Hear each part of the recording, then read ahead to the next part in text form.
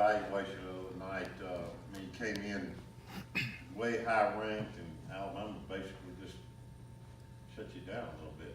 They did. We underachieved on Saturday offensively. I think looking back on it and you evaluate everything, we would like to have had a better week of preparation, I think.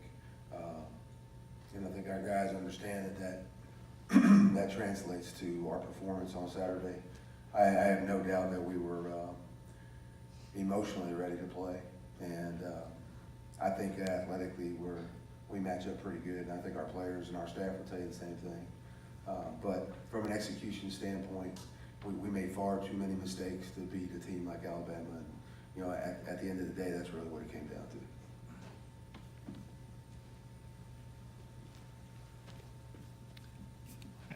Phil, did you sense during the week that preparation was lacking a little bit?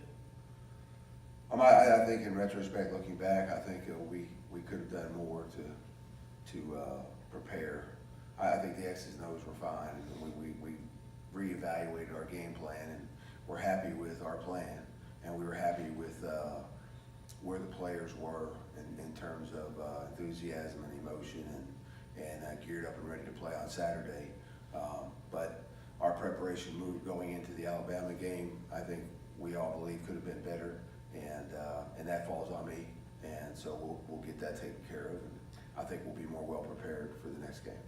What was your sense on Alabama's pass rush and how they were able to be disruptive with that? They got into some individual matchups, and they won some individual matchups, and it created some issues for us, put some pressure on Jordan.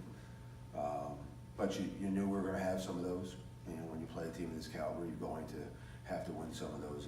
And we also had some one-on-one matchups at receiver. We won a couple of them, and I think we're accustomed to winning more than we won on Saturday in those matchups, and we didn't get some of them, and so obviously that was an issue as well.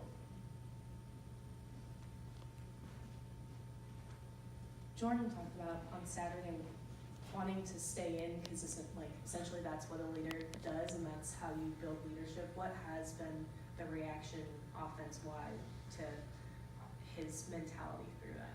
Oh, I don't think there's really not a reaction, just because that's the expectation for Jordan. Jordan's a warrior, he's a competitor, and a game like this for Jordan Ta'amu is a good thing, just because I think he said it after the game. He doesn't intend to let anybody see a game like that by him. That's him talking. And so he's a humble guy, but he's a proud guy, and he works his tail off, and he prepares well.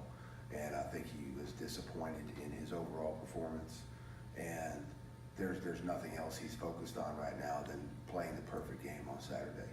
And so you try to look at the positives from a negative experience, and I think it speaks volumes for Jordan, but I also think most of our offensive personnel feel the same way. They're going to look at what we didn't do well on Saturday, and those things will be better, this Saturday when we play game 4.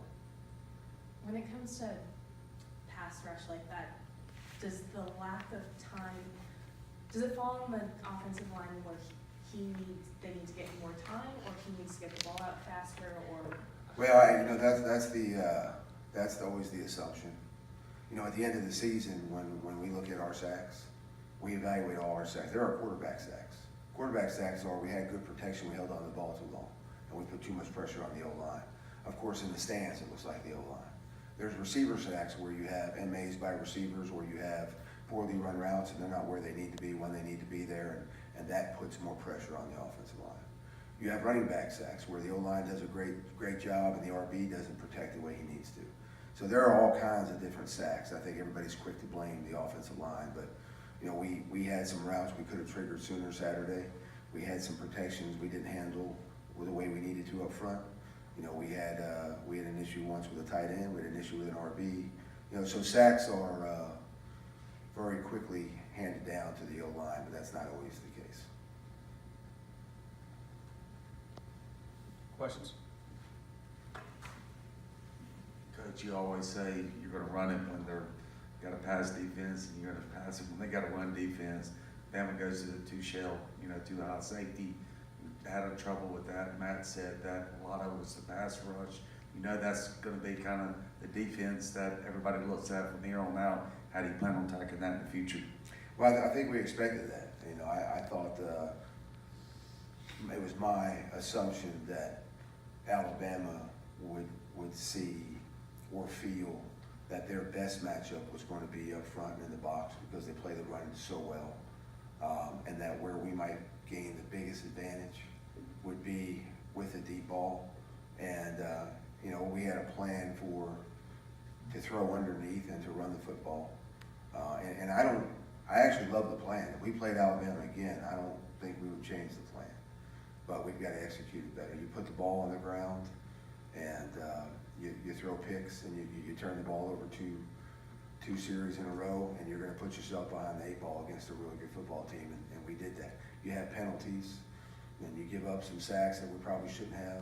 You know, too many of these things happened in the beginning of the game, you know, in the first half, and it just cost us. And I think to go back and have to play Alabama again, the plan is fine, but we would have to do a better job of executing, and I'd have to do a better job of preparing our football team for the game. Any more questions?